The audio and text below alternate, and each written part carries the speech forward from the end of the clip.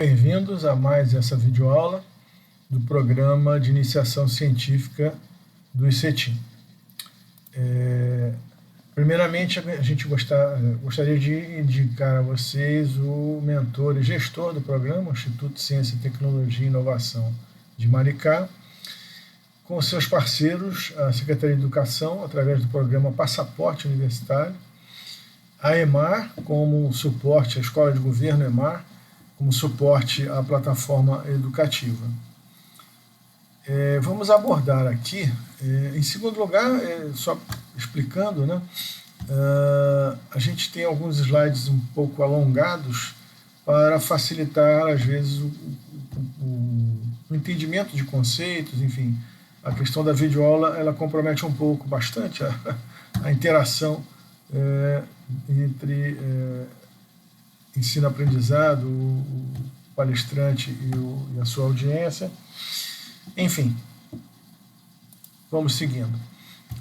Nós vamos abordar aqui alguns conceitos, alguma reflexão também sobre esse tema que hoje é apaixonante, é tratado por todos, ganhou destaque em função da preocupação com a questão ambiental, que é a sustentabilidade, que remete ao grau de capacidade de manutenção de um determinado processo em que o balanço consumo versus compensação ele não altere os estoques naturais ou mesmo ofereça uma solução que minimize as externalidades negativas.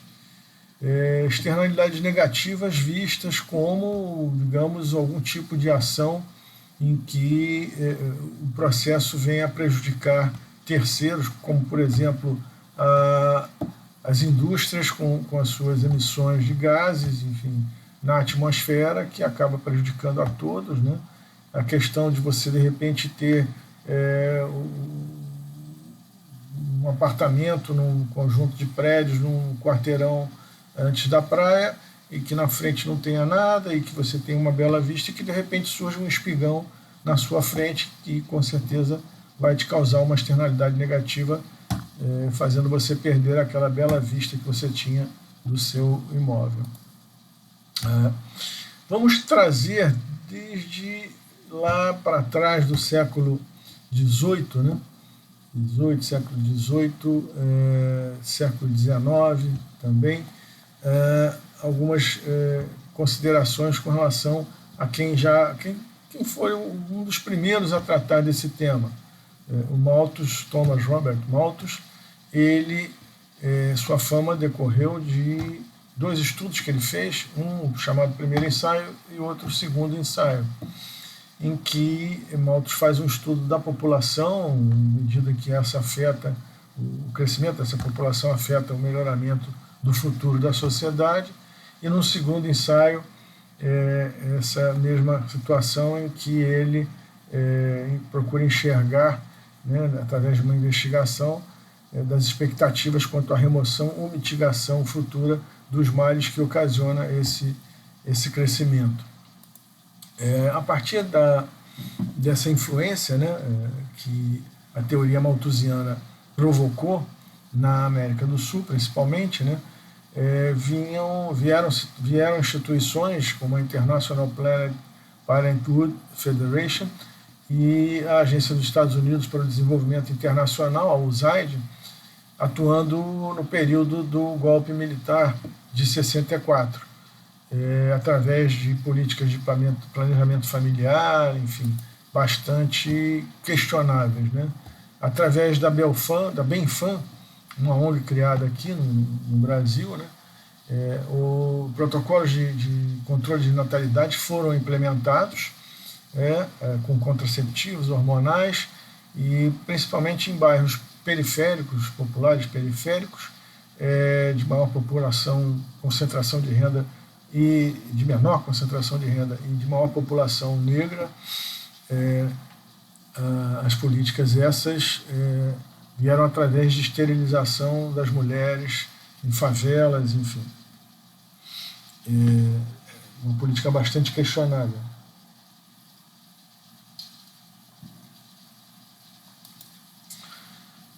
Igualmente, o Centro de Pesquisas e Assistência Integrada à Mulher e à Criança treinava médicos para a execução de um planejamento familiar em que envolviam laqueaduras tubárias, enfim, método anticoncepcional definitivo, né, que causava a interrupção do trajeto de ambas as trompas. Enfim, eram métodos de esterilização também.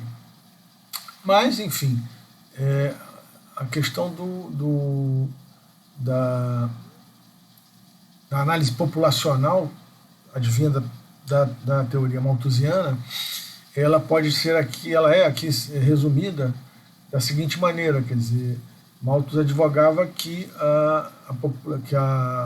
o produto da agricultura, né, ele era uma função linear, quando que, na verdade, o crescimento populacional, ele advogava que dobraria de 25 em 25 anos, né, chegando até um determinado ponto em que o crescimento populacional superaria a produção de alimentos e, consequentemente, traria por aí consigo a fome. Eu acho que é fácil de vermos o equívoco da teoria malthusiana, né, que, na verdade, ele desconsiderou o avanço tecnológico que a agricultura vem tendo cada vez mais, através da mecanização, irrigação, controle de irrigação, através de gotejamentos, melhoramento genético de sementes, enfim, todo esse progresso do setor agrícola, né? E que também, de certa forma, também a população acabou que não duplicou nesses 25 anos. Isso levou a uma certa derrocada da teoria malthusiana. No bojo, a partir de 68, quando foi criada uma ONG chamada Clube de Roma, né, que reunia economistas, industriais, banqueiros, enfim, o establishment, né, chamado establishment, para analisar os limites do crescimento.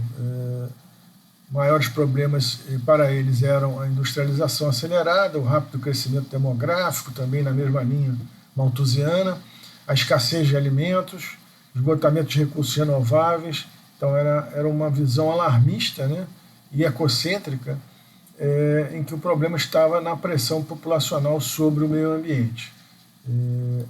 O produto desse Clube de Roma foi uma publicação de Meadows et al., de vários autores, em que apontavam esses limites do crescimento, né, advogando que haveria um colapso nos próximos 100 anos. Né. Esse relatório teve uma repercussão internacional muito grande, né, conhecido como esse relatório Meadows, né, em que essas tendências atuais da época, né, elas, da população mundial, industrialização, poluição, enfim, serão alcançados algum dia, né, os problemas de produção de alimentos, de poluição, alcançados dentro dos próximos 100 anos, como disse. E o resultado mais provável será um declínio súbito e incontrolável, tanto da população quanto da capacidade industrial. Mas acenava que seria possível, né, que essas tendências de crescimento fossem controladas, mantida uma estabilidade ecológica e econômica até um futuro remoto, em que esse estado de equilíbrio global poderia ser planejado de tal modo que as necessidades materiais básicas de cada pessoa na Terra sejam satisfeitas e que cada pessoa tenha a oportunidade de realizar seu potencial humano individual. Né? Bastante altruísta, né, essa turma. Porém, entre as críticas daqueles que faziam ao limite do crescimento, né, Solow, um prêmio Nobel de Economia da época, criticou com veemência, né, o prognóstico catastrófico do Clube de Roma, principalmente também através de intelectuais em países subdesenvolvidos. Eles se manifestavam, né, de que as sociedades ocidentais, na verdade, depois de um século de desenvolvimento econômico grande, né, eles defendiam um congelamento do crescimento, do desenvolvimento, com a retórica ecologista, o que atingia de forma direta os países pobres, né, que dependiam, que tendiam, né, segundo essa proposta, a continuarem pobres, né? Então era mais uma abordagem totalitária, digamos assim, subentendida por um discurso ecológico, né? Então, quer dizer, vejamos que nesse contexto todo também a conferência, a ONU, através da Conferência das Nações Unidas sobre Desenvolvimento e Meio Ambiente, ela fez uma conferência bastante famosa, a Conferência de Estocolmo, em 1972, conferência essa que gerou um conjunto de 24 artigos, sem muita consistência, né, assinada por todos os participantes, em que seus desdobramentos mais significativos, quer dizer, na verdade, o mais significativo foi a criação do PNUD, do PNUMA, desculpe, que era o Programa das Nações Unidas para o Meio Ambiente, que foi a primeira agência ambiental global. Marcada foi essa conferência através da polêmica entre os defensores do desenvolvimento zero, né, Clube de Roma, entende-se por aí, representantes dos países industrializados versus defensores do desenvolvimento a qualquer custo, representantes dos países não industrializados.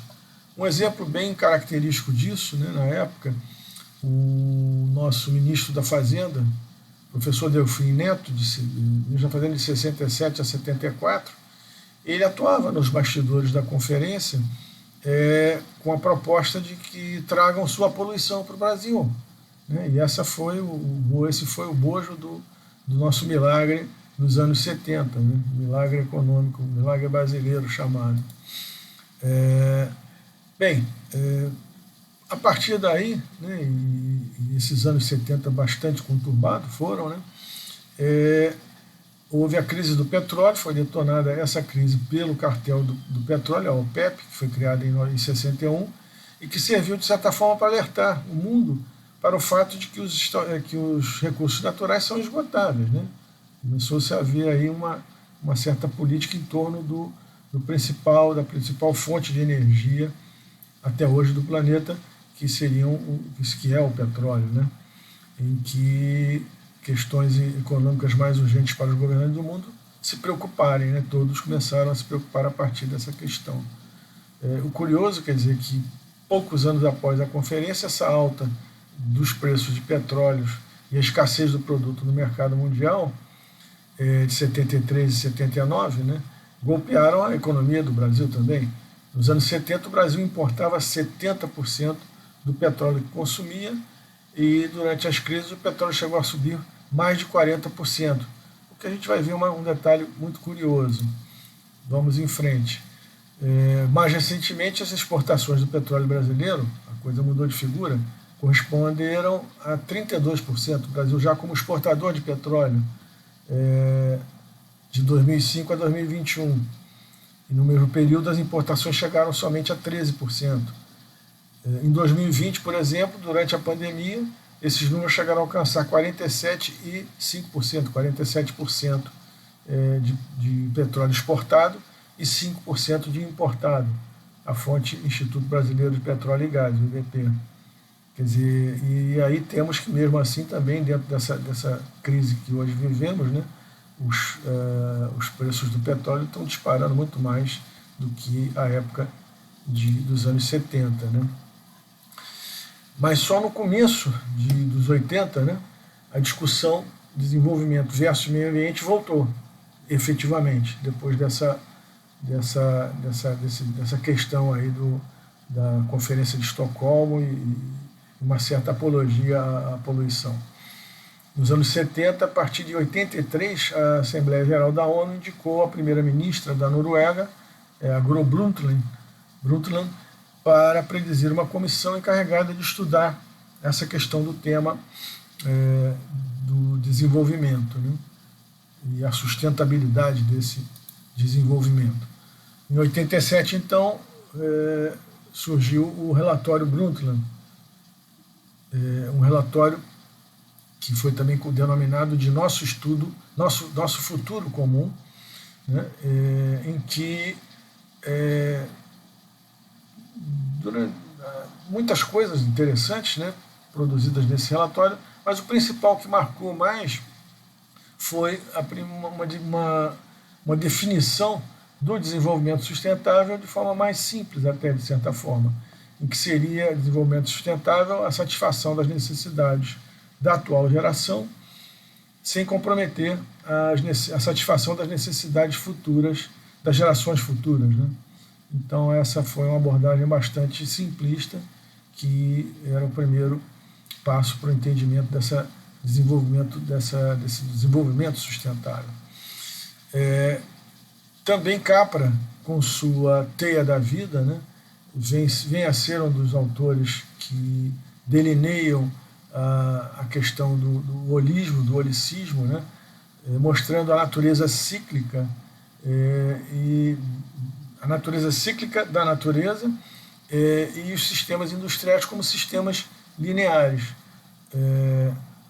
em que também na economia de mercado não apareciam, né, a questão dos custos sociais e ambientais não eram internalizados nas contabilidades nacionais, né? Você não tinha internalizado, e até hoje não, embora você tenha propostas de contabilidade verde, mas até então, efetivamente, os industriais, as indústrias continuam emitindo gases de efeito estufa sem que seja internalizado custos nos seus balanços.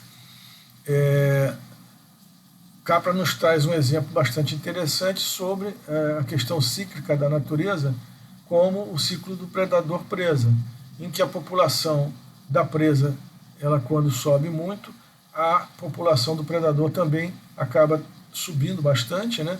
E por conta dessa predação, a população das lebres começam a declinar e, consequentemente, pela falta de alimento, o predador também perde parte da sua população. Só que isso é um ciclo, né? E que se controla naturalmente pela natureza. Muito interessante. Capra também nos traz, através da sua teia da vida, né, a complexidade dos ecossistemas como uma rede, consequência da sua biodiversidade. Uma comunidade ecológica diversificada é uma comunidade elástica. Nas comunidades humanas, essa elasticidade se daria através da diversidade étnica, da diversidade cultural, religiosa, enfim, de toda a diversidade que compõe a nossa sociedade. E que esse desenvolvimento sustentável seria o cerne da independência, da flexibilidade, da diversidade e da reciclagem. Essa seria a visão cíclica que nos traz Capra. Esse palestrante que vos fala também tem um trabalho sobre isso, né, publicado em Matos, Fonseca e Matos, em 2020, em que eu procuro destacar a questão da sustentabilidade como três vieses, né? O primeiro econômico, né? A eficiência na substituição do modelo energético na direção de energias renováveis, buscando minimizar os efeitos e rejeitos da atividade econômica. Então, esse seria o primeiro tópico da sustentabilidade. O segundo seria a questão ecológica, né? A biodiversidade ganhando magnitude, né? Por características em alguns ecossistemas, menor em outros, né? Mas não menos importante, juntamente com a capacidade de suporte, que sinaliza o grau da dinâmica dos processos ecossistêmicos, né? Até onde você pode ir sem comprometer esses processos. E a terceira, social, com equidade na distribuição do excedente econômico. E aí você tem os caminhos todos entrecruzados nesse diagrama Venn-Euler, em que a sustentabilidade seria a interseção entre todas as variáveis ecológica, econômica e social. Além disso, uma questão importante, né, para esse contexto seria e é a interdisciplinaridade, né, como uma construção em que se faz com base em diversos conhecimentos. Hoje em dia não se vê mais aquela coisa de você simplesmente se focar em apenas uma linha de formação ou de graduação, né? Você pode, inclusive, eu fiz economia, depois fiz parte de oceanografia, gestão ambiental, mestrado em ciência ambiental, doutorado em meteorologia, e assim você vai aumentando o leque do seu trabalho de pesquisa, dando as diversas variáveis que podem abarcar o teu objeto de estudo, né? Ela se confunde com palavras como pluridisciplinaridade, multidisciplinaridade e transdisciplinaridade. O que a gente enxerga por aí? Enxerga que efetivamente todo esse contexto das ciências, né, incluindo a participação cidadã, ela compõe essa visão de interdisciplinaridade e que pode ser resumida, né, dessa forma como se apresentam aí os nossos bichinhos da fauna mundial, são os olhares plurais, né, cada um com seu olhar como se fossem ramos da ciência. E, enfim, terminamos por aqui, não esgotando logicamente o tema, que é um tema bastante amplo, né, e bastante abrangente, e nos colocando à disposição para qualquer dúvida ou qualquer interação conosco, ou certamente com seus orientadores. Tchau, um abraço.